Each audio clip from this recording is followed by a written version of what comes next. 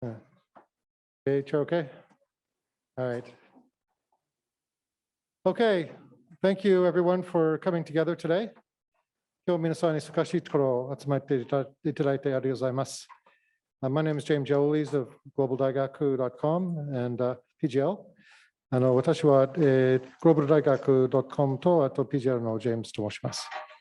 So, today we have a brief introduction of the program and a few other comments by Fukuoka-san of KIC. まず、KIC の福岡先生に簡単なご紹介とちょっとプログラムについて簡単に話したいと思います。And then we have Mr. Soma from the Peace Foundation. He'll talk a little bit about the event that we did earlier today and some of our activities. その次は一応、Soma会長です。一応、先ほどピアホテルで世界平和を祈るのイベントをやったので、それちょっと簡単に説明をお願いしたいと思います。And then we have our guests of honor, the four ambassadors and ministers of the key African countries. その後は一応、アフリカの諸国の在日大使および講師たちのプレゼンテーションです。And then we'll have finally a presentation by Dr. Richard Miller of PGL, and he's going to introduce the Grapes Yard program in a school in Nairobi. 最後に、PGL のミラー先生がナイロビの Grapes Yard 学校についての、プレゼンテーションをします。So we'll finish around 5. We should get started. And then we'll have about 30 minutes of networking. So, and then we have to take the ambassadors and ministers to the Shin-Kobe station. So we'll be completely finished about 5:30. 今日の予定ですけれども、一応、プログラム5時まで、その後は5時半まで、ちょっと30分ぐらいのネットワーキングありますので、どうぞよろしくお願いします。Okay, so, 福岡先生。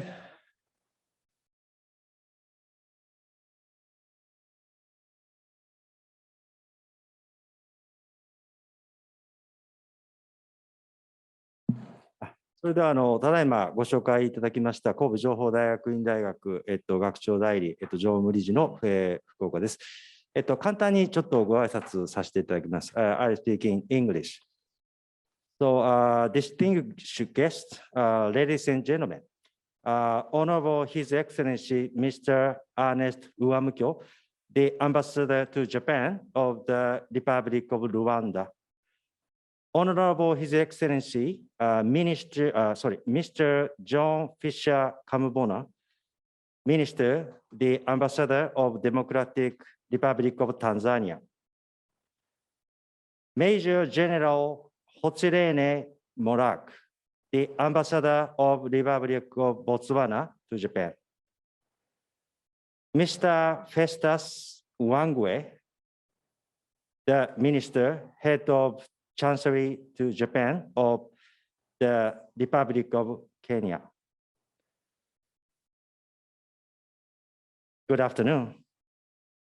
On behalf of the Graduate School of Information Technology, Kobe Institute of Computing, it is my great pleasure to speak at the significant occasion of the seminar titled Peace as a Global Language, Commerce, Communication Culture Conference and Exhibition on Cooperation in International Peace Building, ICT, and Education in Kobe. As some of you might have known, Kobe Institute of Computing, in short KIC, holds a short but dense relationship history with African countries, mainly through the government of Japan-sponsored scholarship program students. The ignition was the JICA's thematic training program focused on ICT and Africa, started in 2012. As a result, we received prosperous African bureaucrats from multiple countries that are currently leading Africa's development in each country's government. I was so shocked by them that young African talents are so energetic and hopeful for their future.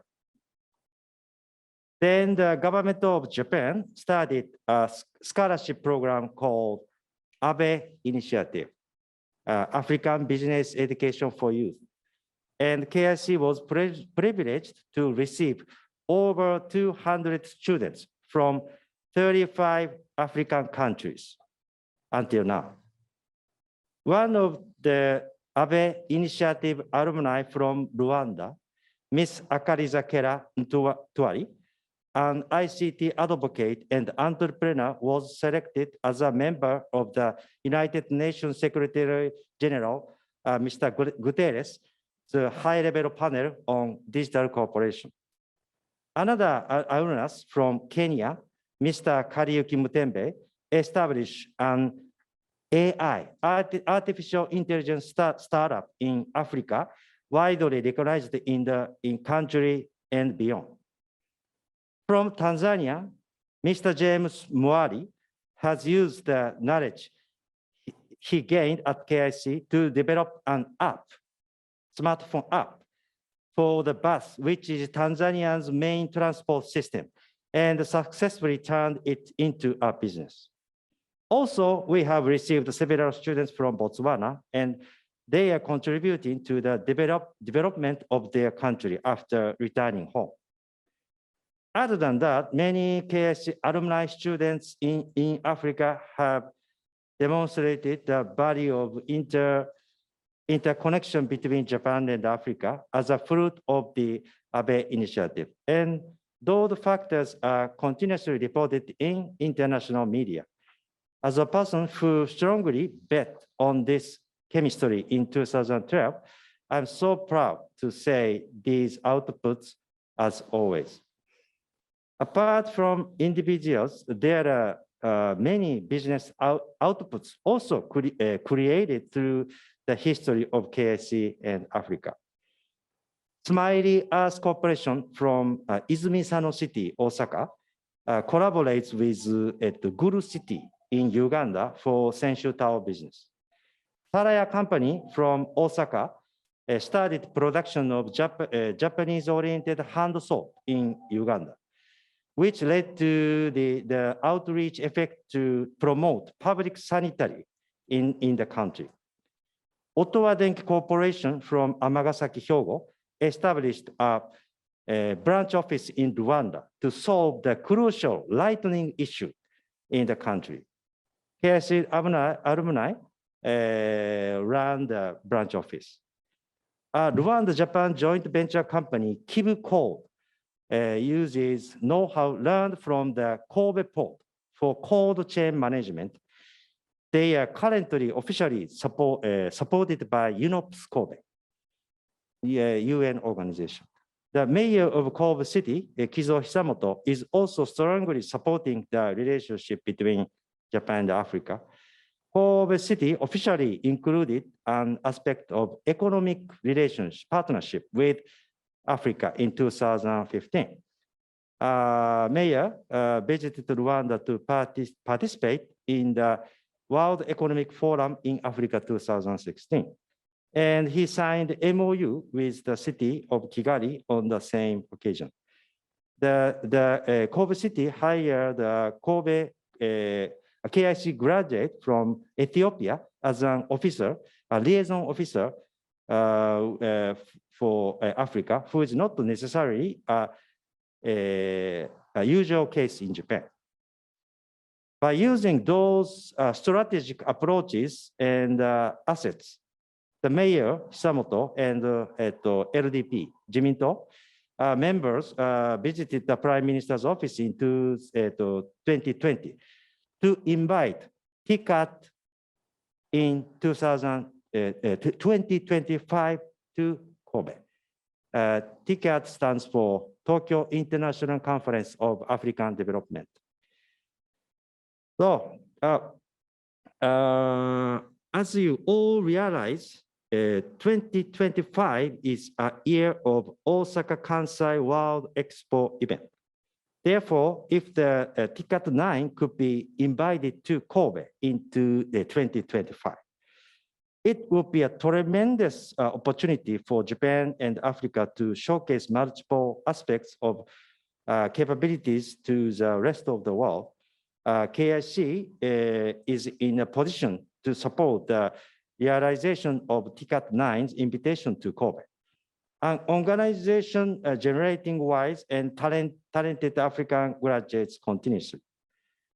For those outsets to represent KIC and long-living citizens in Kobe City, I would appreciate all of your support and cooperation for the realization to invite TICAT 9 to Kobe in 2025. Last but not least, I'm hoping that today's seminar will be an extraordinary output for all the participants today, so that the tie between Africa and the other country and Japan should be further strengthened. Thank you so much for your patience.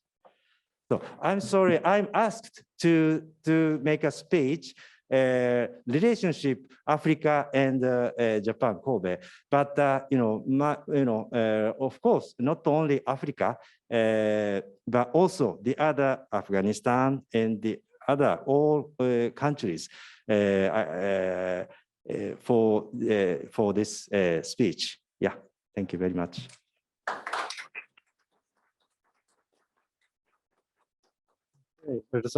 Thank you very much. Okay, I'd like to now call on Mr. Soma.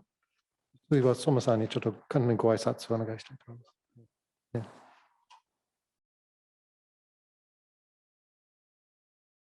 Hello, everyone. My name is Koji Soma. I am president of KPRI. KPRI meaning Kobe Peace Research Institute. Our organization was supported by many religious leaders. Our idea is there are many gods and religions in the world, but source is only one. Different name, but same God is our idea. Then we collected SO's board member, Afghanistan's Ahmed today.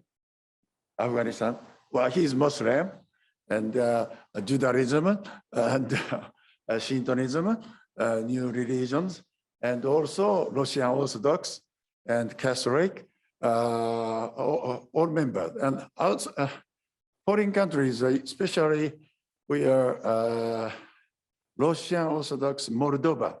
I am an honorary professor of Moldova National Pedagogical School, University. And we get, all the meeting, we have to talk about not to the difference of religion, similarity of our religions, and check the each point. And our conclusion is there are many religions, but the source is one, Egypt. Today, we have fifth world prayer meeting, but it's actually, this is the 12th.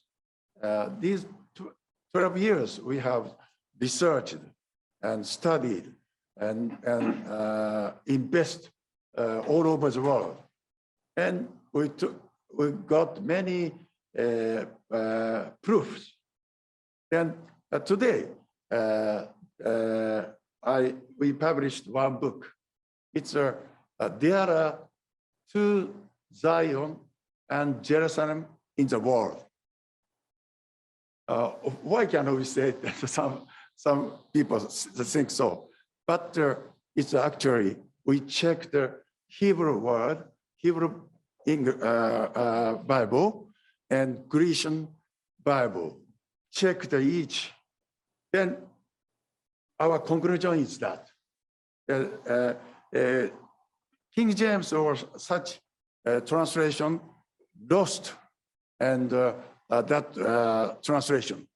Major Japan is foretold in the Bible. Is our result. And please, today only one book I asked Mr. Fukuoka, and now we translated the English. Probably this the end of year, we publish new book in the English one. And probably many people was a bit surprised. Based on the Hebrew, then the reason why we can say is Israel national anthem. National anthem said, Zion in the east. They sing. Then, okay, it's long story. In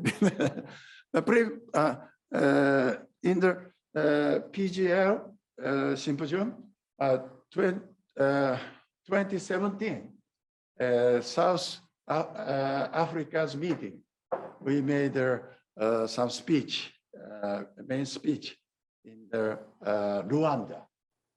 That's Kenya University, Rwanda. We did that. And we know the PGL, then that activity is very important. Then we have to talk English and change our ideas. Thank you. Anyway, thank you.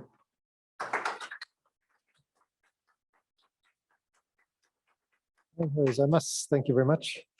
Okay, I'd like to now call on the ambassadors and ministers to come up to sit by your flag.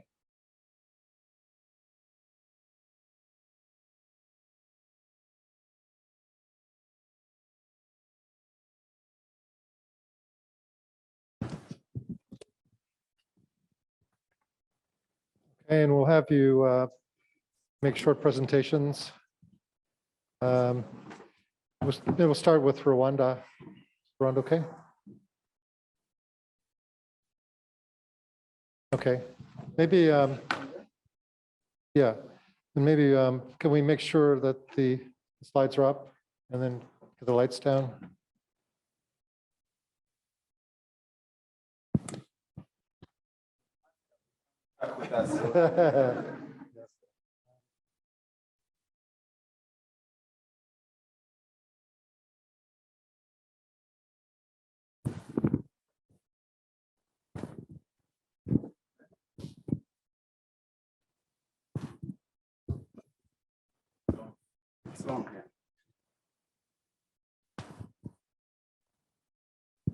Okay, it's on. Okay, maybe just briefly introduce yourself while we're getting the slides up.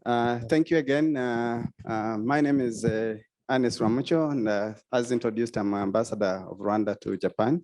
I want to thank you very much, especially Soma-san, for inviting us and the event you have organized since last evening when we arrived, and the program this morning. My good friend, Mr. Kenji Fukuoka, coming to KIC for me is like coming home, because this is home for me. This is the very first place I visited actually out of Tokyo when I first arrived. And I think this is the third time now I'm coming to Kobe. So I'm very happy because this is a place where I've had so many of our students, as you mentioned, come and train. And we have quite a number of programs going on between KIC and Rwanda. And Professor Miller and other colleagues, my colleagues, ambassadors, and representative of the different countries. The topic we were discussing yesterday, and the main topic when I was invited to come to speak was on global peace. So it got me thinking on this subject of peace, and especially that Rwanda has had its own share. When we didn't have peace, we went through a terrible genocide. And I think the subject of peace is very, very important. And I admire the work that Mr. Soma is doing. So to start this presentation, I thought about 3 anecdotes, which I wanted to share with you. They may not be very relevant to what we are discussing today, but they mean a lot in the context of the conference that you've organized, and also in the context of what I'll say about Rwanda. So my presentation will be structured in these 4 points. I'll share those anecdotes for reflection for you to think about. and then I share briefly the case of Rwanda, and then come to the main subject of Rwanda-Japan cooperation. Anecdote number one. These are friends of mine in 1990, in the summer of 1990. 3 young people came from, they were Dutch. So we had been connected a year earlier, and they had gone back to Amsterdam. And then in the summer of 1990, they bought a car. And they told me that they were going to drive from Amsterdam to Cape Town. And then when they reach Cape Town, sell the car, fly back to Amsterdam. Indeed, they bought the car, and the 3 of them, I think 2 had girlfriends, so 5 of them, they drove from Amsterdam, they crossed to Morocco. Of course, they crossed through the Strait of Gibraltar, through Morocco, through Algeria, through Libya, through Niger, through Chad, all the way to South Sudan. They crossed into DR Congo. They came to Uganda. I was in Uganda then. They found me in Uganda. We spent a week together. And they continued on through Kenya, Tanzania, Mozambique, all the way to South Africa and to Cape Town. And they went to Cape Mountain. And then after that, they sold their car, flew back to Amsterdam. I share this because today you cannot do this. So that's the point, that today you could drive from Amsterdam to Morocco and maybe to Algeria, parts of Algeria, but you know Libya, parts of Chad, the Sudan part is Darfur, South Sudan, and parts of the DR. So there are many places where you could go, because these were students, they were university students, they were camping, they were not staying in 5-star hotels. So along the way, they were camping. So they were traveling on a very low budget. So this is one point for us to reflect on the subject of peace that you mentioned. Next slide. This is the famous Paris-Dakar rally. You all know that the famous Paris-Dakar rally used to start from Paris. Many of the people here are young, so they don't know about it because it has been running for some time. But for those who remember, it would go through Algeria, to touch Mali, come into Burkina Faso, Cote d'Ivoire, go back to Mali, Mauritania, and then to Senegal, the capital of Dakar, and that was the Paris-Dakar rally. I think the last time it ran, this is the 1981 route, when it was still running full time. But later, it was modified. It had to go from Morocco and go through Mauritania and then end in Dakar, but that has also stopped. I think since 2009, it has shifted to Latin America, so it's no longer running. So that's another question for peace, for us to reflect on. Next slide.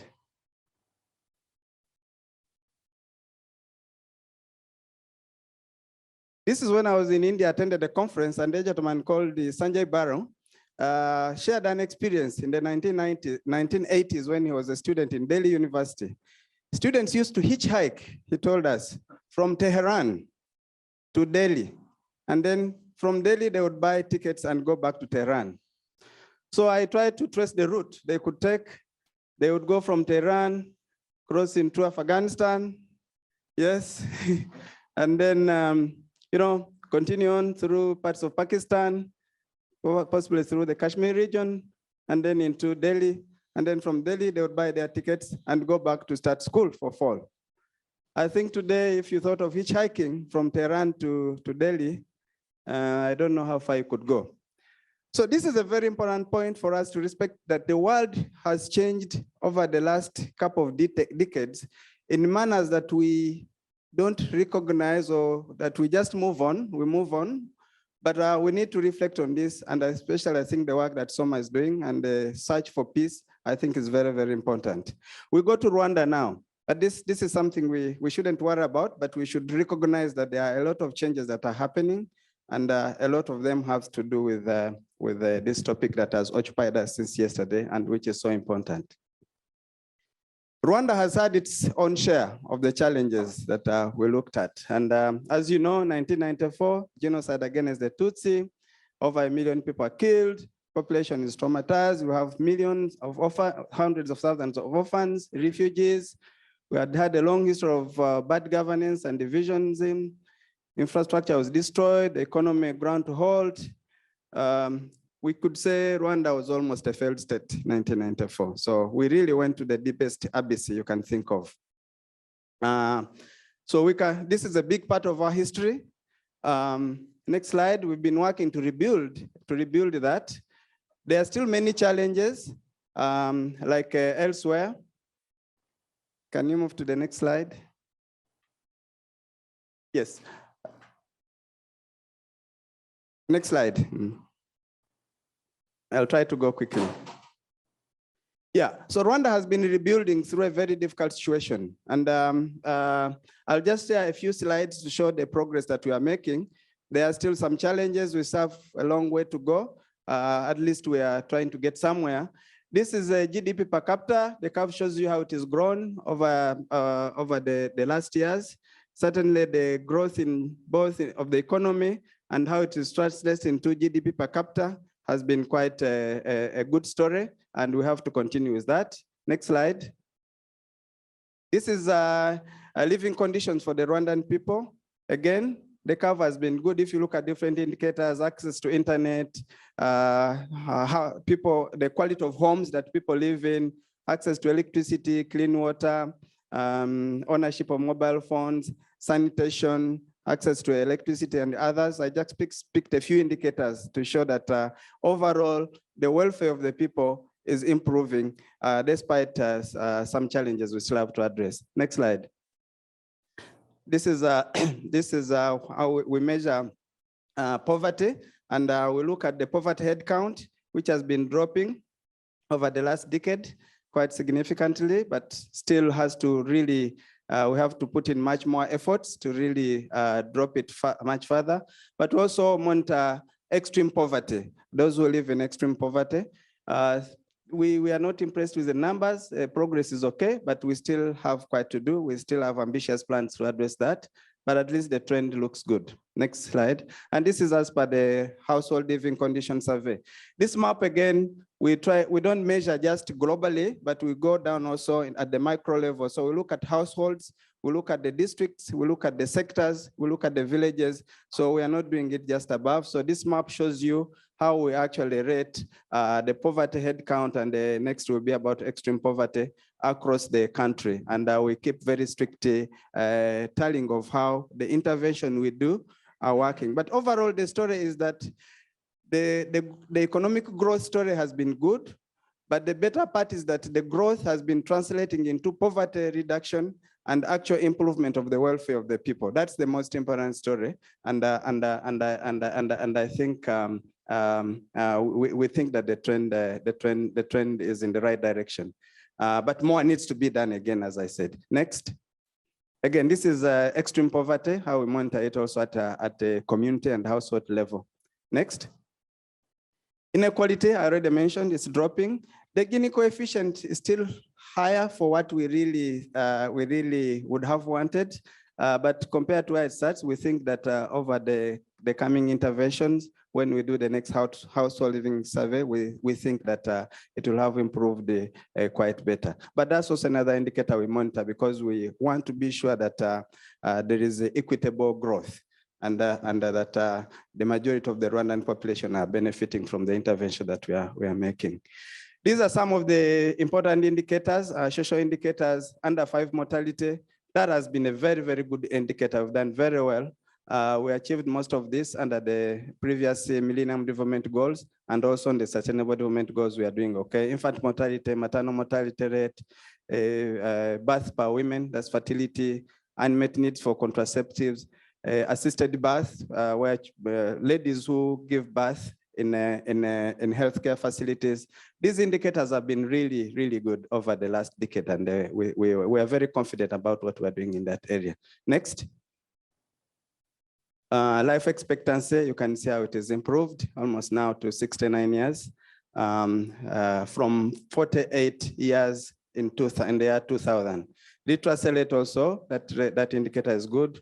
On education, actually, Rwanda has done pretty well. If you look at net enrollment rate in primary school, it grew from 72% to 96.8%. And gross enrollment rate is even higher, it's above 100%. ratio of girls to boys, which means that girls are benefiting equally as boys. Actually, in primary school, there are more girls than boys in primary school, and then it tails off as you go to secondary school and the university. But we care about the equity and also women representation in parliament. Next slide.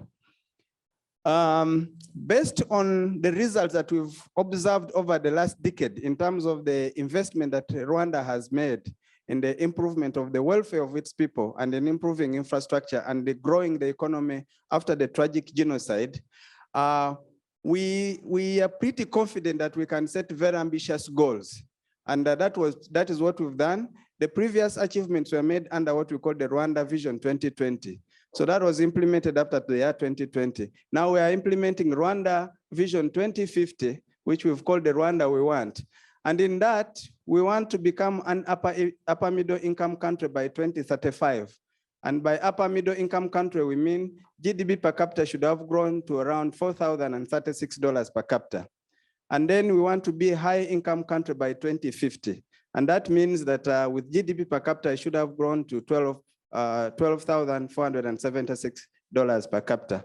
And that should be achieved while achieving prosperity and high quality life for all Rwandans. Now, you could say this is dream. That was the same about the Vision 2020. It was very ambitious, but we actually achieved most of the goals. So we think that with the kind of investment that we are making and the confidence that we have from the previous Vision 2020, we think that these targets are going to be achieved, and we are throwing every resources that we can into ensuring that is achieved. Next slide.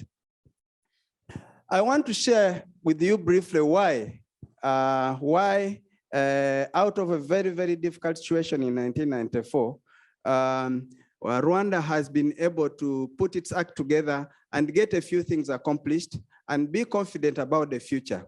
And I'll go through those very quickly. One is ownership and taking responsibility for the tragedy and the failures that we had in 1994. Normally, when you have a tragic situation like you have, it's very easy to blame others. Oh, it was colonialism. Oh, it was foreign interference. Oh, it was the UN which could not protect us. But what we did was to look inside and take responsibility. We said it's Rwandans who killed Rwandans, so Rwandans should take responsibility and ownership to rebuild the country.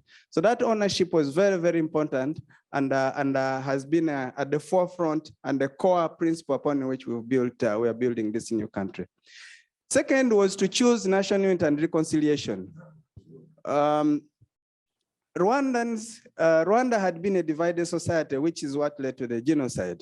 So because what we experienced was the worst of the worst, we had to make a choice that this cannot continue. We have to cut this cycle of discrimination and hatred. So we have to focus on unity, on reconciliation, and we have to reshape a new identity based on the things that we share. And when you choose what divides you, there will be a lot that divides you. When you choose to focus on what unites you, there will be a lot of things that unite you. So that's a very deliberate choice that we made. Another point was leadership. I think we were fortunate to have leadership that was very visionary, that was very disciplined, that was also very determined to actually build confidently and rally the people to a common vision. And I think that we can credit President Paul Kagame, who provided that leadership. This has been a very, very crucial factor in ensuring that we remain focused and that we don't lose sight of the goal. And I think he's very disciplined about that, and he keeps really, really pushing, rallying everybody to focus on that vision. So that has been very important. We've also now, over the decades, worked on building institutions. And it's one thing to build the institution, but it's another thing to make those institutions work. So with the little capacity, with little resources, we've tried to really be ambitious about reforms and boldly transform the institutional and the legal and regulatory framework around the country and put in policies that ensure that the institutions of governance of the country are solid, are strong, and are given the resources and the capacity to really function effectively. This is always a moving target because reform is a reform. You have to keep doing things, and that has been important.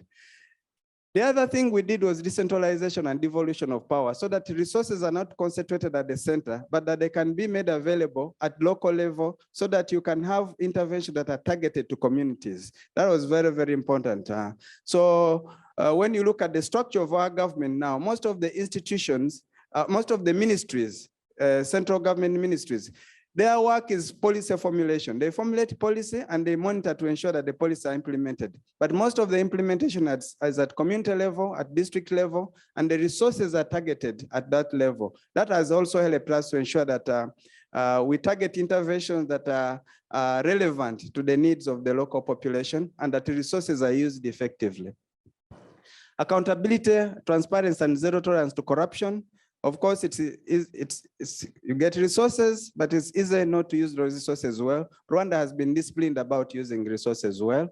Then citizen engagement and looking at homegrown solutions. We've worked on so many homegrown solutions. Of course, we get some of the best practices from elsewhere, but we also look from within. And I could give example of so many homegrown solutions that we've had. We also went into the technical aspects of planning, which I think my brother Festus Wangwe knows because he worked in the finance ministry. So a lot of formulation of long-term policies and plans, but translating them into implementable short-term and medium plans and directing the resources and budgets to ensure they are achieved. And I think the key thing has been about being results-oriented, focusing on results and outcome, results and outcome. If you go to Rwanda, everybody is about results and outcome. Every leader is signing performance contracts. Yeah, we can go to the next vision. Japan, Rwanda, which is my last point. I think this is a very important point. Next year will be 60 years of bilateral relationship between Rwanda and Japan. It has been a very productive relationship. Japan has a clear policy towards this ODA to Rwanda, and the focus is on promotion of sustainable growth, poverty reduction, and job creation. That's where most of our areas of cooperation are. And the key priorities are aligned to the national vision of Rwanda. So Japanese ODA is aligned to Rwanda's priorities. It's not dictated, it's aligned to what we've defined as our priorities. And that's a very, very important in terms of ensuring that we achieve the Rwanda Vision 2020, Rwanda Vision 2050, and the Sustainable Development Goals. Next slide. Now, these are the key areas, of course, economic infrastructure and development, which covers mostly transportation, road construction, trade facilitation, energy, agriculture, social service improvement, especially with investment in supply of water and sanitation, human resource development, specifically science and technology and education, which is where most of the students also come to study here. And then promotion of private sector investment and the flow of FDI and trade. These are very important areas we are working on with Japan. Now, I really want to spend a minute to focus on the unique aspects of Japanese ODA to Rwanda. This is just about Rwanda because I can talk about Rwanda because it's the one I have experience on, but I can bear testimony that the uniqueness of Japanese support to Rwanda is that it is aligned to the country priorities. And we have a clear national strategy for transformation and the Rwanda Vision 2050 and the Sustainable Development Goals. So all ODA is targeted towards achieving that. And when we monitor, we can assign how much Japan has contributed to achieving which goals. So that's very, very important. Second, Japanese ODA to Rwanda is demand-driven and non-conditional. So what we define as the priority project, priority program is what Japan supports, and there are no conditions attached. They also use sustainable modalities of delivering the ODA to Rwanda. So most of it is grant aid financing. Grant aid financing is okay. We can consume as much grants as we can because there are no other obligation to repay. But even where we have concessional yen loans, they are very concessional. It will be like 0.01% or 0.1%, very, very low and long-term repayment. So that's very important. Then, of course, there's technical cooperation and other forms of support. Then it's predictable, and whatever we've done is predictable, and the disbursement is also, we can account for those resources in our budget and be sure that the money will come at a time when it should come. So once we get it in the budget, we know that it will come. and Japan delivers on that. So that's important. We also have a very balanced ODA portfolio, which is targeted at critical areas. As I said, energy, water and sanitation, infrastructure, roads and bridges. These are all projects you can go and look at either in the budget or ongoing projects or accomplished projects. Maybe, so this is very important. So this partnership is very important, but I think if you look at the context of Rwanda and the context of how we engage with our development partners, including, of course, Japan, as I said, it is all aligned at the vision that Rwanda wants to attain and what is the priority for us, that we get support to achieve that. So when we mobilize resources, we are mobilizing resources of very, very specific goals that have to be achieved. So I want to thank you very much. And if you want to have further discussions, we can engage on that. But thank you very much. Sorry if I overran your time by a minute or so. Okay, thank you very much. So I'd like to now call on the Ambassador of Botswana, Ambassador Murake. 今度はボツワナ共和国の在日大使、Murake大使です。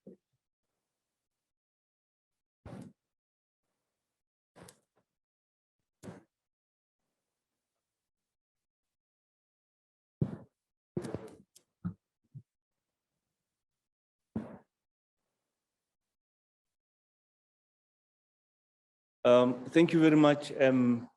Let me thank our host for allowing us to give these short presentations about our countries. Today, I'm going to give you a brief presentation on Botswana. Next slide, please. Botswana also started cooperation with Japan early in 1966, close to 1966, when we got our independence. So we long have established a relationship with Japan, and we have cordial relationships with Japan in multiple fora, including high-level visits between government officials of Japan and Botswana officials.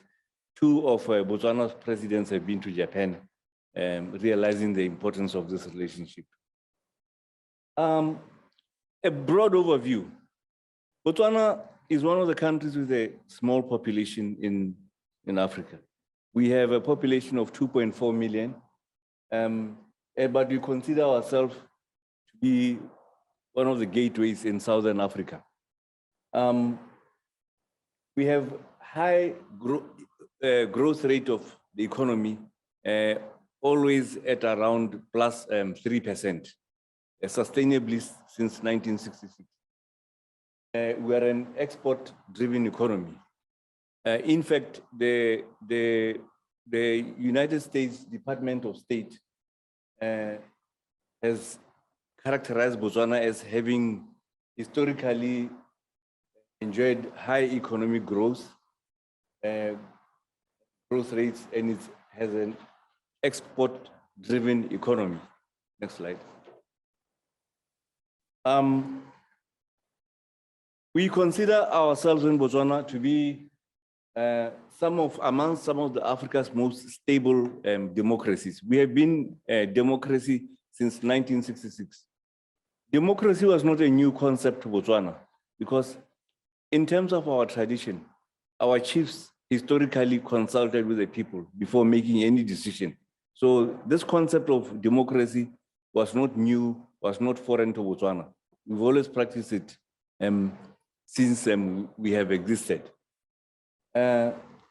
Unfortunately, though we have been in the middle of an area which was full of political violence, Botswana has been spared of political violence. You can remember that our neighbors was Rhodesia, South Africa, and Southwest Africa, which is now Namibia. All around us, there was violence, but somehow we were able to keep out the violence outside of Botswana. So in that way, Botswana was able to progress. And we have, today, our credit rating in the pandemic has dropped down to A3, according to Moody's, which is still quite good. We have a vibrant financial sector and well-functioning capital markets. So we are a free market in Botswana. Botswana has also been blessed by a lot of minerals, and we are in the process of discovering other minerals. As we speak today, the country has been 25% explored for minerals, but 75% of the country remains unexplored. So there's a potential for the discovery of a lot of minerals, particularly under the Kalahari Desert. We believe that there are a lot of rare minerals in there. That's the size of Botswana. For a population of 2.5 million, the size of Botswana is 1.5 times bigger than Japan. So very, very sparsely populated. But that is also a challenge for development because infrastructure, to build infrastructure going across such a huge population, such a huge country, but going to a small population is a big challenge. We have completed the national fiber optic network. It means that we have taken fiber optic to all the settlements in the country. Our big challenge now is to spread the use to the people, meaning availing Wi-Fi and everything else to the population so that we can be a knowledge-based, digitally driven economy, which is one of our objectives. We can say that we have reasonable infrastructure and good power. So those were things that we considered important as a basic infrastructure for development of a country. Next. Other things, Botswana is also blessed with a lot of wildlife, biodiversity. Before the pandemic, before the COVID, we had around 9,000 tourists from Japan come to Botswana every year. So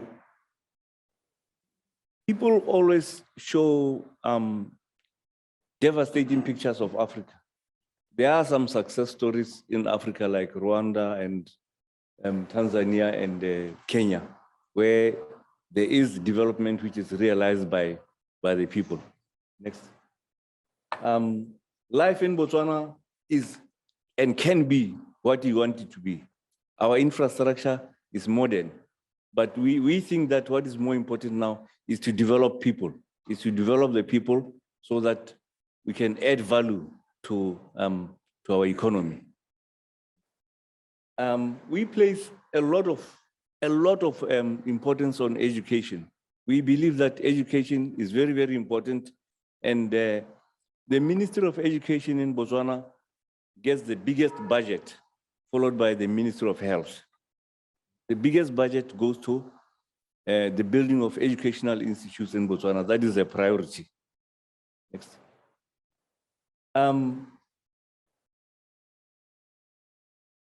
Some of the highlights about education that I may mention is that we are developing people. We are putting a lot into the development of people. We are doing what is called, we have a program which is called the digital migration. We are moving into a knowledge-based economy. That's why we want to train our people in terms of technology. And we believe that is the driver behind a successful country in today. Botswana is the only country in Africa which has adopted the Japanese terrestrial digital broadcasting system, which is used by TVs and also for moving information around the country. Cooperation with Japan, we take advantage of all the platforms of cooperation with Japan, including the Abe initiative, JICA, Next scholarships, JET program, Japanese language training. Botswana is an English-speaking country. We have been English-speaking for a very, very long time. We learn in 2 languages, in our national language, Setswana, and in English. So from grade 1 up to university, all the students study in English. So again, we believe that we've got something to offer Japan, which is English language trading, because we are very fluent in English. JOGMEC, which is the Japanese Oil, Gas, Metals Corporation, is very active in Botswana. They are busy training our geologists and our surveyors. But one complaint that I have, and I think others have in Botswana, is that JOGMEC is doing a very, very good job in training people in terms of surveying and finding out where the minerals are. But Japan is very slow in responding to those discoveries. You find that it is JOGMEC which finds where the minerals are. Then it is another corporation from another country which goes into the exploration. The decision-making processes are very long, and we are not capitalizing on the relationship. We are building the capacity, but we are not benefiting business. There's a lot of areas for potential for cooperation with Japan. Next. Those are the areas which we think our universities in Botswana. We have established one university which is called the Botswana International University of Science and Technology, which we have equipped it for science and technology. And we are deliberately having ambitious projects. Whilst we are having basic programs to teach and educate people on basic programs, we are stretching the minds of our people, challenging them to do very difficult projects so that in the process, we can leapfrog our development. So we realize that science and technology is the vehicle into the future. Next. We have established what is called an innovation hub, which incubates ideas, especially from the youth. They will try out so many things, and we have places for them to try out ideas and hope that something will come out of that. So we stretch them again.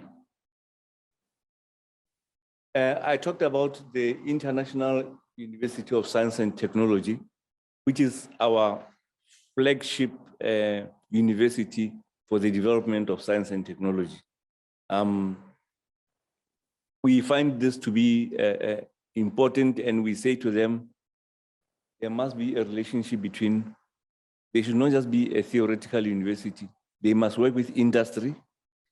It's a new university, it's getting equipped, but one thing that is still lacking is the level of knowledge, especially on the professors. They need to be better, they need to be exposed. And one of the things that I have been asked by this university is to try and find collaborative partnerships for them so that they can go to the next level. Next. We want them to, we don't want to be a resource economy where we just produce the basic copper, the basic coal, the basic raw diamonds, the basic, we've got all the minerals, but we now have to work on them. So our universities have to help us to realize beneficiation and value addition of the resources that we have. Next. They are doing very ambitious things. They are trying out robotics and automotive technology. They are not, we don't have a satellite, but they are working on these things. The government is pushing them to try and do these things. Next. They are trying to build drones. In fact, they have, in the pandemic, were successful in building a drone, which was able to deliver some things into the rural areas, although it was having a lot of breakdowns every day. We are researching on clean technologies, particularly that the country has got a lot of coal. We have over 500 million tons of coal. And nowadays, unless the coal becomes clean, it is not the energy of the future. So we are trying to make clean coal and to work with partners in that regard.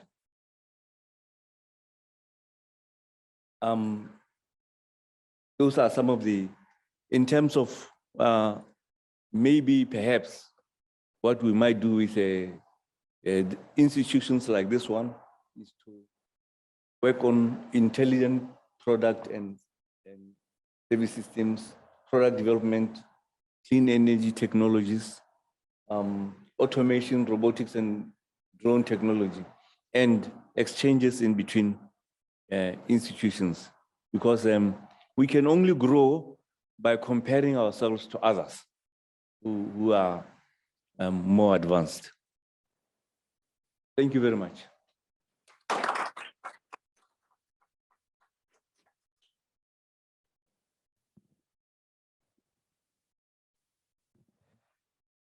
Okay, thank you. I'd like to now call on Minister, Head of Mission of the Republic of Kenya, Mr. Wangwei.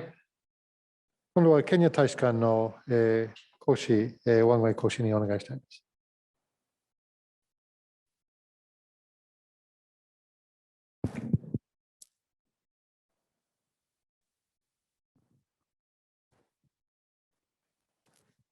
Excellencies, ladies and gentlemen, all protocols observed. I would like also to share some information about Kenya. I was invited actually to make a presentation on Kenya-Japan cooperation and potential areas of cooperation. I'll begin by giving you some information about Kenya, and then I'll come to the areas of cooperation. Next slide. Now, this is just at a glance to see what Kenya is all about. As you can see, just like Botswana, Kenya is also about 1.5 times larger than Japan. Our population currently is about 55 million people, and we are growing at about 2.2% on annual basis. In terms of our GDP, in 2020, we had reached 101.04 billion US dollars. It's a big economy, actually, and it happens to be the third largest and fastest growing economy within the sub-Saharan Africa. Our GDP for the last 10 years have been growing at about an average of 5.5%. And Kenya also happens to be the most developed in the East African region. It contributes about 45% of the GDP to that region. When you come to ease of doing business, these are some of the key indicators when you're looking at an economy and you want to invest in that kind of economy. We are ranked 56 out of 190. And when you come to the region, we are actually third after Rwanda and Mauritius. Actually, we are second to Rwanda in East Africa in terms of ease of doing business. And then our GDP per capita is about 2,000 US dollars in 2020.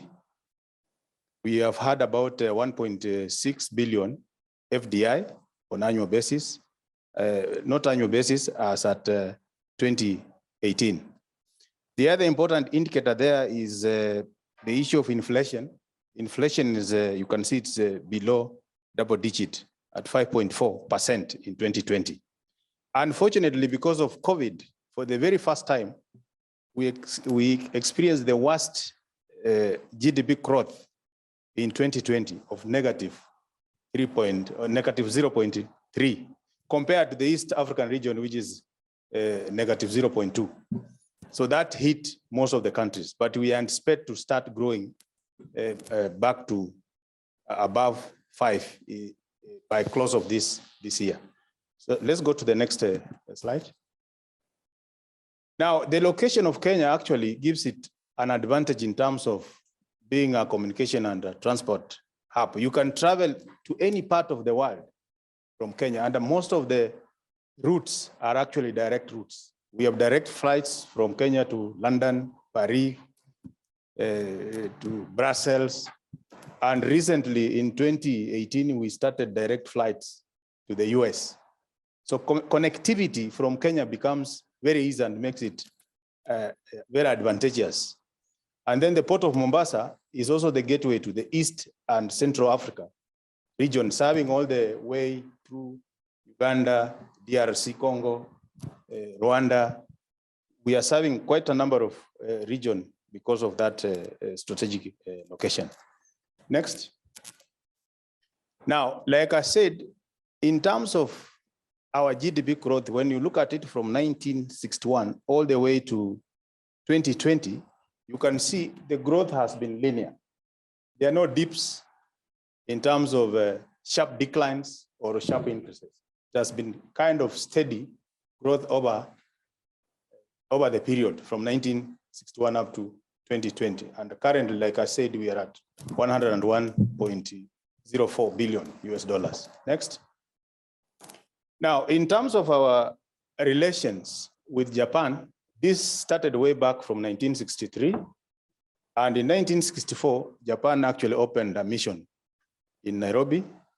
And then Kenya opened the mission in Tokyo in 1979. All of them represented at ambassadorial level. We have an ambassador here who could not make it because of other engagements. And then in Japan, they also have, in Kenya, Japan has an ambassador. Our cooperation has been based on 5 key areas: infrastructure development, agriculture development, human resource development, health, and environment. And this is where Japan supports us through these 5 key areas, and also based on our national development plans. Next. Now, we have enjoyed a cordial relationship since independence with Japan, and this has created confidence and facilitated a lot of strategic engagements and collaborations between Japan and Kenya in various fields. In terms of people-to-people interactions, that has really deepened, and there is a lot of trust between the Japanese and the Kenyan business people. There's that trust. Trade has increased, investment is increasing, tourism is also increasing. And because of that, also we happen to have the 2nd largest number of Japanese companies in Africa after South Africa. We are also a leading beneficiary of Japanese ODA in sub-Saharan Africa because of this cordial relationship that we have had over a period of time. And TICAD 6, the first to be held out of Japan, was held in Kenya actually. And during that TICAD, Japan-Kenya investment agreement was signed. And it has had a very big impact in terms of trade and investment. Next. That picture just shows, that was in 2016. You can see the Prime Minister of Japan is there and our President is there. And on the side is the Minister for Finance in Kenya and the Minister for Foreign Affairs in Japan, signing the Japan-Kenya investment agreement, which has really facilitated investments between the 2 countries. Next. Now, because of that good relationship and because of the Japan-Kenya investment agreement, the Japanese numbers of companies has been increasing. You can see in 2010, we only had 24. In 2017, there were 43, but in 2021, they are now 89. It has actually doubled since 2016. So that Japan-Kenya investment agreement has really supported this increase in the numbers of the Japanese. Now, when you look at the JETRO reports for the last 6 years, they indicate that Kenya is still the most preferred investment destination for the Japanese. The last one, which was done this year, it shows that 35% of the Japanese companies that were interviewed still preferred to have investments in Kenya. Next. This is just a picture in 2015, which shows the growing interest of Japanese in Kenya. That is a group of Japanese business executives who had come to Kenya, and they had a discussion, a roundtable discussion with the president during that time. And this is really top. If you can see, one of them is John Karube, who is the chairman of Toyota Tusho, top cream of the Japanese company executives. Next. Now, we also have a lot of landmark Japanese projects in the country. We have had projects in infrastructure, expansion of and modernization of Mombasa Port and the allied infrastructure. We have had landmark projects like Nyal Bridge. It's an iconic bridge for a long time. It has been there, Ngong Road and all those. Development of geothermal power in Olkaria, dating all the way in the 70s, and then hydro geothermal power. And in terms of geothermal, because of the support from Japan, we are now 9th in the world in production of geothermal, and we are first in Africa. We have even bypassed Japan, which has actually supported us in developing this geothermal power. Next. We also have projects in the health sector, and Japan is supporting us under the universal health care. Currently, we are piloting in about 5 counties, the equivalent of prefectures in Japan. They are supporting us with about 8 billion Japanese yen on this. Then manufacturing, we started car assembly in Kenya. We are assembling Toyota Land Cruiser, Toyota Hilux, Hino. Here's they are starting soon. Isuzu trucks and quite a number of other cars happening. Then agriculture, we have Toyota Tusho now doing blending of the fertilizer for purposes of making fertilizer affordable to the farmers, and quite a number of farm machineries. Under human resource development, we have a Toyota Kenya Academy, which was established in 2014. And it has been training people in different areas, automotive, agriculture, construction, and soft skills. And then we also have support to and collaboration with the research institutes. The Kenya Medical Research Institute has been in collaboration with the Nagasaki University for a very long time. We have quite a number of students, and they are really collaborating on research in the infectious diseases at the institute. Jomo Kenyatta University is also collaborating with the Nagasaki University. Then one of the highest numbers of the students in Japan here are actually based in Nagasaki University. Most of them doing PhDs, postgraduates doing PhDs. And then Kenya has also substantially benefited from the Abe initiative through JICA and then some other sponsorship from Ministry of Economy and Trade. Next. Then we have collaboration in the security sector. We have had support to the Kenya Coast Guard in terms of training and equipment, the patrol boats for purposes of maritime security. Then Japan has supported us to install face recognition systems at border points, including the airports. Then we have what we call the city surveillance security system. The cameras have been installed in the city of Nairobi to improve security. Next. Trade between Kenya and Japan, not very good for us, because the statistics they are showing is 1 to 14 ratio. We are really exporting very little. Our major export to Japan is cut flowers, tea, and coffee. But we are importing motor vehicles and motor vehicle spare parts and all. These are high quality. So when you compare, that trade is really in favor of Japan, not to us. This is something that we are working on to improve the trade balance. Next. And then investment opportunities, they are actually under what we call, currently we have what we call the Big Four agenda, in addition to the Vision 2030. The Big Four agenda actually supports, complements the Vision 2030, and we have quite a number of opportunities under this. Next. So under the Big Four, the first is manufacturing, and in manufacturing here, we have quite a number of opportunities that you can invest in.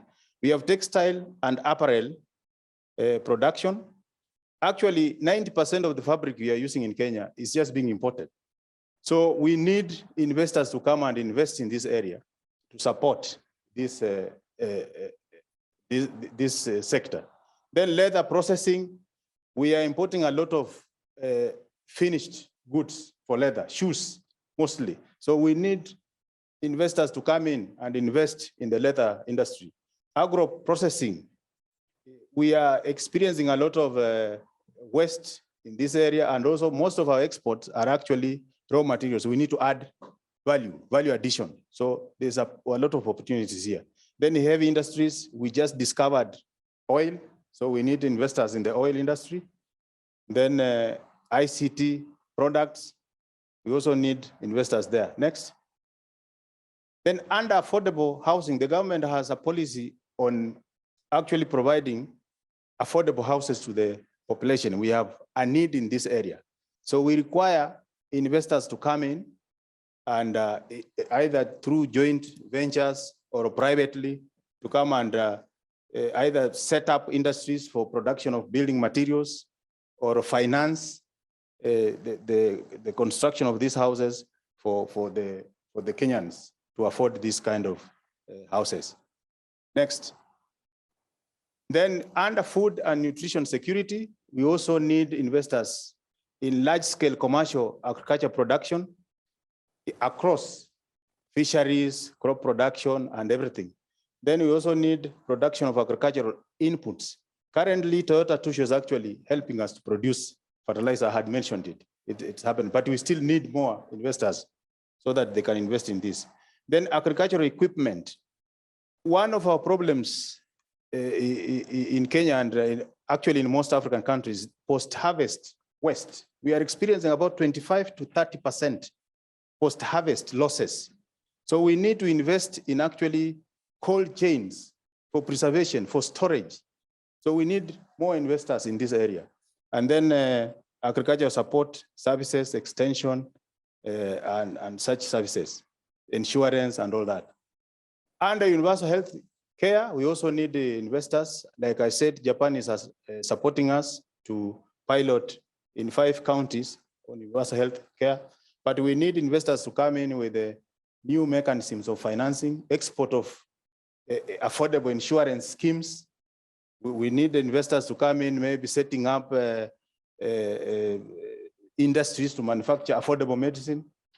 In Africa, and particularly when you come to Kenya, some drugs are still very expensive to be affordable. For example, a drug like antibiotic, to get a dose of antibiotic, not very many people can afford this kind of drug, an antibiotic. And this is very necessary. So we need people to come in and actually invest in affordable medicine. Next. And then we have a whole corridor we are referring to as LAPSET corridor. It runs all the way from Lamu all the way to Ethiopia. We call it Lamu Southern Ethiopia Transport Corridor. On this corridor, there's a lot of opportunities. There's the expansion of the Lamu port. There are those associated infrastructure like railways, highways, resort cities, airports along this corridor. It runs from Lamu all the way to the north. So there are a lot of opportunities in this. Next. Then other areas for investment is energy. For example, solar, geothermal, I talked about it, wind power in the northern part of Kenya. There's a lot of wind there, and there's a lot of sun there for investment in solar projects. Next. Then in ICT, we have 5,000 acres set aside to set up an ICT hub. So we are inviting investors to come actually and invest in that in this project. Next. And then after you have invested and you have some money, you can combine leisure and business. We have so many sceneries you can visit to. Safaris, beaches, very many. You can play golf. You can see natural sceneries. And then next, you can see the big 5. Next, you can see the big 5. They are all in Kenya. The lions, the elephants, they are there. Then next, In case you are interested in more information, you can visit this. You can get specific information on each sector. This presentation is available, so you can visit here. Next. So when you think of investment, you can make it Kenya by coming to Kenya. Thank you.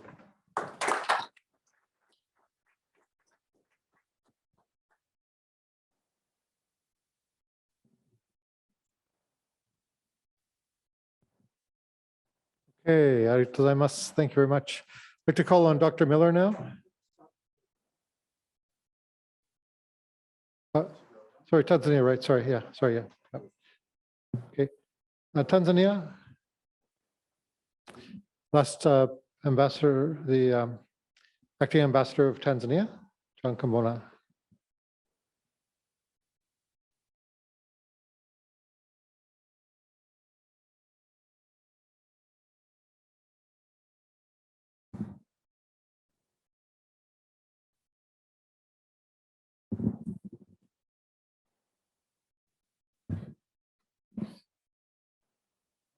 Good afternoon. My name is John Kambona. I'm the Chargé d'Affaires of the Embassy of Tanzania. Next slide. I'll just talk about Tanzania and then its relationship with Japan and the possible areas of cooperation. So Tanzania is located in East Africa, which is the largest country in East Africa. Borders 8 countries, namely Kenya, Uganda, DRC, Rwanda, Burundi, Zambia, Malawi, and Mozambique. And we have a long coastline of 800 kilometers. Our land is about 950 square kilometers, which is 2.5 times Japan. Our population is 62 million. GDP rate in 2020 was 5%. And our GDP per capita is $985. We have 2 official languages, namely Kiswahili and English. Our capital city is Dodoma, and our commercial capital city is Dar es Salaam. As you may know, Tanzania is a union of 2 countries, Tanganyika and Zanzibar. In 1961, Tanganyika obtained independence from the British, and Zanzibar obtained independence in 1963. In 1964, the 2 nations, Tanganyika and Zanzibar, merged to form the United Republic of Tanzania. So we are a multi-religious country, about 60% being Christian, 35% Muslim, and the remaining traditional religions. We have more than 120 ethnic groups in Tanzania, but we all speak our own national language known as Swahili, as I said. We have had 6 peaceful transitions of power from our first president, Mwalimu Nyerere, second president, Mwinyi, third president, Mkapa, fourth, Kikwete, fifth, Magufuli, and currently we have a lady president, Madam Samia Suluhu Hassan. Our growth rate for the past 20 years has been above 5%. Even last year with the pandemic, since we did not shut down, we went down to about 4.8%. Our GDP composition, our main sector is agriculture, which employs about 75% of the population. Our major exports to the world are coffee, cotton, sisal, tea, tobacco, cashew nut, and cloves. And our other exports are minerals, mostly gold, some manufactured goods, and minerals account for about 49% of our exports. Our major imports are machinery, transportation, industrial raw materials, and oil. Currently, our 6th phase government is very much geared on transforming Tanzania from an agricultural-based economy to an economy based on industries. We are very much discouraging the exporting of raw agricultural products like tea, coffee, and cashew nuts. We're encouraging value addition to these projects, inviting many companies to come and invest. We have managed to now build our own local smeltering. So our gold is no more exported raw. We're smeltering it, some of it ourselves. But in order to do this, we are currently undergoing two major projects. One is a railway, an electric railway, 1,000 kilometers from Dar es Salaam port all the way up to the north of Tanzania. And secondly, we're building the third biggest dam in Africa for the production of power, because you cannot industrialize without power. Tanzania and Japan, diplomatic relations, like everybody said, were established immediately after our independence. Japan opened an embassy in Dar es Salaam in 1966, and we opened an embassy in Japan in 1970. We have very good relations bilaterally and multilaterally. Throughout the years, Japan has assisted in many sectors, such as infrastructure, education, and health. Currently, we are both seeking ways of increasing the volume of trade by inviting Japanese big companies to Tanzania. Trade between Japan and Tanzania is obviously in favor of Japan. In 2017, we exported about $75 million, whilst we imported $365 billion from Japan. Next. Our major exports to Japan are gold and some other precious metals, coffee, oil seeds like sesame, some few fish products, twine, cordage, and rope. And our major items imported from Japan are vehicles, polymers, iron, steel, tires, construction equipment, electrical transformers, and motorcycles. Tourism is one of our major sectors. Prior to the pandemic, we were getting about 7,000 Japanese tourists. Tanzania, we are endowed with many world-class tourism assets. We have 16 national parks, 28 game reserves, 44 game-controlled areas, 1 conservation area, and 2 marine parks. Amongst the best are our 7 World Heritage Sites, which are Mount Kilimanjaro and its National Park, the Stone Town of Zanzibar, Ngorongoro Conservation Area, Serengeti National Park, Selous Game Reserves. Tourism accounts for about 25% of our export earnings. Mount Kilimanjaro is the highest mountain in Africa with snow all year round. It is also the tallest freestanding mountain in the world. Zanzibar can be considered as the home of the Swahili language, because that is where the Arabs and the Persians entered into the East African coast. It is also famous for, it used to be a big slave market during the 18th and 17th century. It also has very beautiful beaches. Then we have Ngorongoro crater, which is the largest crater in the world.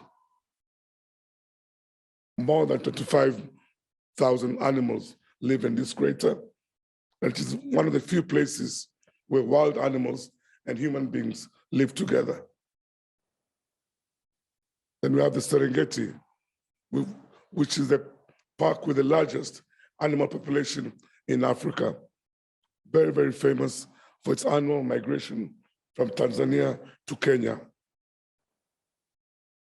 Next. These are a few pictures of Dar es Salaam, a commercial city, which is one of the fastest growing cities in Africa. Next. Next. Thank you very much for your attention.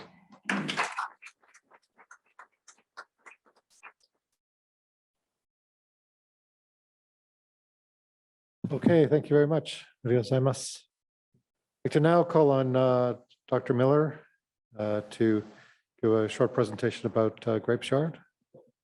50 minutes? Okay. Okay. 15分ほど説明あります。Well, good afternoon, everyone, and thank you very much. I'd like to thank KIC for the kind offer of hosting us today. Did you have my PowerPoint? Oh, I've got to do it. Okay, sure. Okay, no problem. So I'll sit over here. I'll take off my mask. And what I wanted to do was explain a little bit of a project that I've been working on in Kenya. It has a lot of relevance. It has a lot of relevance to but I thought I'd start with something about creating positive change globally. And that's sort of what I thought we would start with. And if we look at the Earthrise, we start to think, can we as individuals make change? Can we do things that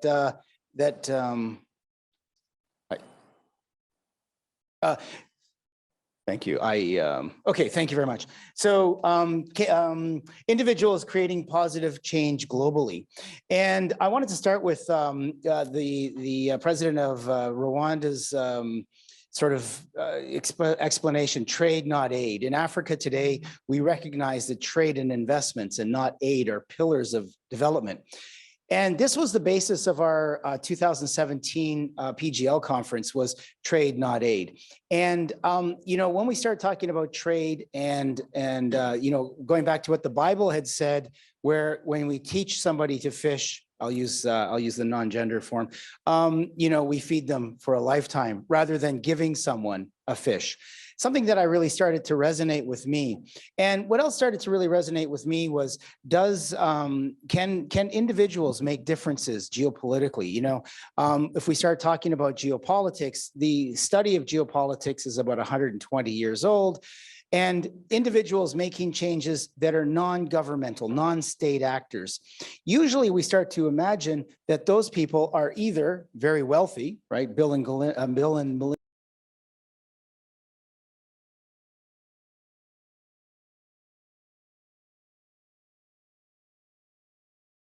I was really struggling with this. I had written a couple of papers on leadership, trying to think about can we actually make change? I started getting interested in Africa academically about a decade ago, and I kept hearing about a professor, especially about 7 or 8 years ago, as Professor Fukuoka, and I was like, okay, well, okay, that's interesting. Then I got introduced to KIC, and I started to recognize how one individual, non-state actor, can make a difference, and that was a real inspiration to me. So the president of this university has been a very big inspiration to me, just watching what he's been doing. I was watching from a distance. I finally got to meet him, but I started to realize that we can make differences, little differences, one by one. And if we look at an institution like this, non-state actor institution, they're able to create ties. And if we, Kobe, Kigali, for example, but there are a number of other ties that can come through. I actually wrote about this in the New Times, the Rwanda New Times, about Kobe and Kigali. And so in the last number of years, you can see how many ties they've started to accumulate. Even this morning in discussions, I've been challenged to try to build more ties and to do more. So I started to think if I can do something, but I'd like to challenge everyone in this room to think, what can you do? Well, I spent most of my academic time in Kenya, in one of the biggest slums in sub-Saharan Africa, Kibera. There was a thing called the suitcase the suitcase NGO. Suitcase NGO is basically people getting, there's a variety of terms, but one of them is that the definition is an NGO. It's a fraudulent nonprofit. And I don't know if it's supposed to be truly fraudulent, but in Kibera, there was apparently 10,000 at one time. So people would get together, they'd have a lunch and dinner, and they'd get their friends to give them money. They'd collect some pencils, go to Kibera, give them out. If they actually did that, sometimes they didn't. So that wasn't really anything that I thought was interesting. And, if you start looking at some of this, what can you do? So I'm going to give you a little bit of an example of what I've done. People in this room have assisted me with. I have not done everything. I've done very little except sort of help get people to follow some of my vision and some of what we're doing. So what I started was a thing called ASK. And I think this is something that anyone can do. This is a very tiny project, but I do think it makes a big change in the world. Academics supporting Corogocho. Corogocho is the name of a very small, very poor slum area. If you watch Al Jazeera, you'll see they're the slums of Africa, and there it is. So it is a very challenged area, very difficult area, but within that area, there are changes happening. And I happen to be associated with a university in Nairobi. I'm actually doing another PhD there now in leadership, but while there, I got introduced to a grapes yard school. NGO started in 1999 by a very active and trustworthy individual whom I've developed a very close relationship with, and so some other people in this room. So it serves over 1,200 students. We were able to do a number of different things, and one of them were in some of the initiatives that we've done were partnerships. We've done individual sponsorship, Boy Scouts, sports. We've actually done forums. So what we've done is right in the slum area, had Mount Kenya University, Jomo Kenyatta University, there was USIU, and of course, MUA. We all went directly into that area and did a small, we did a symposium, a whole day, one day symposium. Other things that were started, I funded, say, a rabbit farm, so various things. But, the thing is that as an individual, we start collaborating with others, and we really can start making changes. But the biggest change that this school has happened to have is through my connections with PGL. So PGL, Pieces of Global Language, in 2014, I had a conference on November the 11th. It was in December, had the Rwandan ambassador come and speak, and I had Mr. Soma, my first experience to meet Mr. Soma. Mr. Soma started to introduce me to his research, and it, again, really resonated. Mr. Soma and Josh has actually had to leave, but they approached me about coming to Kenya. And interestingly enough, they did come, and we were able to do the library project. So we found out Soma in Kiswahili is to read. So we actually called this the Soma Library. And thanks to the kind generosity of Mr. Soma, we're actually able to, we developed, and this is the Soma Library. So Mr. Soma has funded the entire library, but it's more than a library. It's a two-story structure that goes all throughout that school, and it includes a lunch area, and it includes the symposium rooms, a teacher's room, and of course the library. And it was very interesting because we were with Mr. Soma, and he said, let's go to the library, and it was really nothing. It was like a closet with a bunch of books. And I could tell Mr. Soma was surprised. And when Edmund approached him for funding, I was a little nervous because he was pretty direct, but Mr. Soma was very generous and agreed to go forward with the project. So I noticed that this was a very big, very big, big change. And the big change is these kids in this slum, for many of them, this is the only meal they get. But again, we're not just giving them something. We want to have them learn, have them develop. And tomorrow, I'm actually speaking with one of the graduates. Now, this was long before I became involved in the school, but he's assisting my students at Osaka Jogakuen for their Sotsuran, their graduation thesis.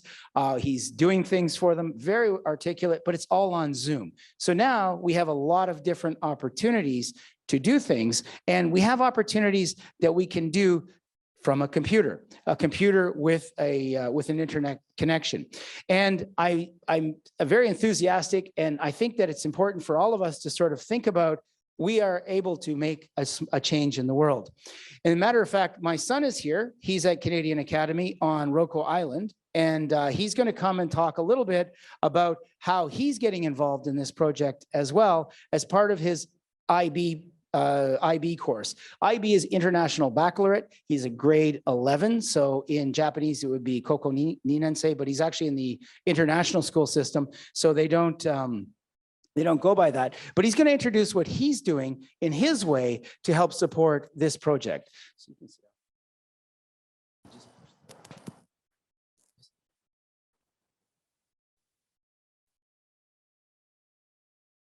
Okay, so hello, my name is Ricky Miller and I'm 16 years old. I go to Canadian Academy, an international school in Kobe, Japan. Today, I'll give a brief introduction on a project I have been working on, the Grapeyard project. This is something I started 2 years ago, mostly for my grade 10 project, but something I will continue to do. What I'm trying to do is to help their school, Grapeyard's school, in different ways.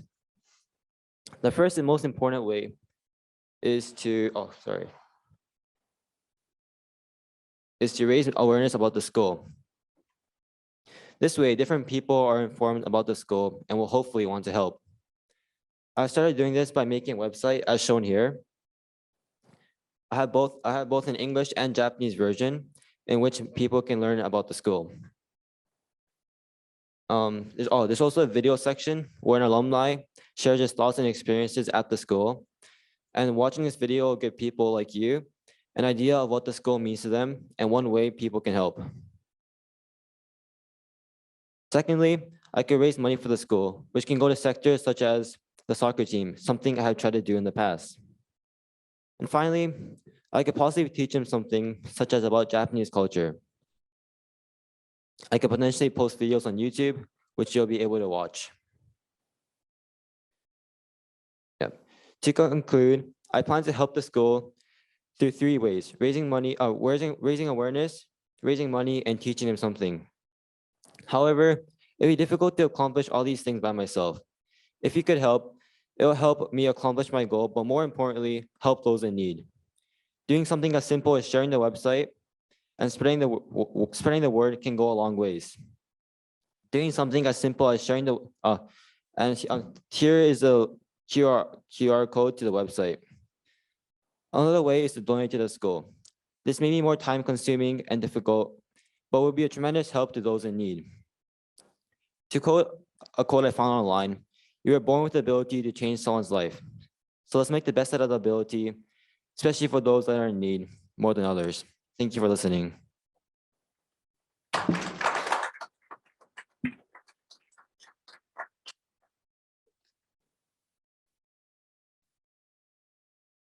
So I'll just finish off by, quoting Nelson Mandela: "We can change the world and make it a better place. It is in your hands to make a difference." So thank you very much for listening to us.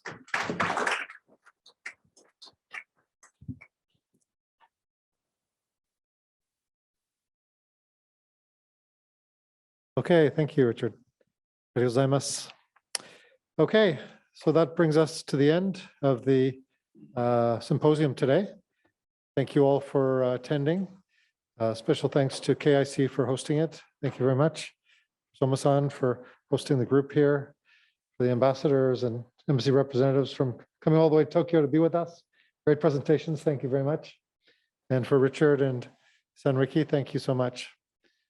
今日はそれぞれのプレゼンテーションがありまして、まず KIC の福岡さんに感謝申し上げたいと思います。あとは相馬さんも非常に力になってありがとうございます。あとはそれぞれの大使と大使館の代表で皆さん素晴らしいプレゼンテーションがあって、皆さん勉強になったと思います。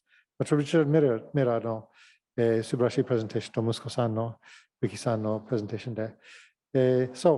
We still have some time till about 5:30, so we can do some networking and have a chat and that sort of thing. But we have to leave at 5:30. Okay? 今日は5時半までちょっと交流の時間になりますので、どうぞよろしくお願いします。ありがとうございます。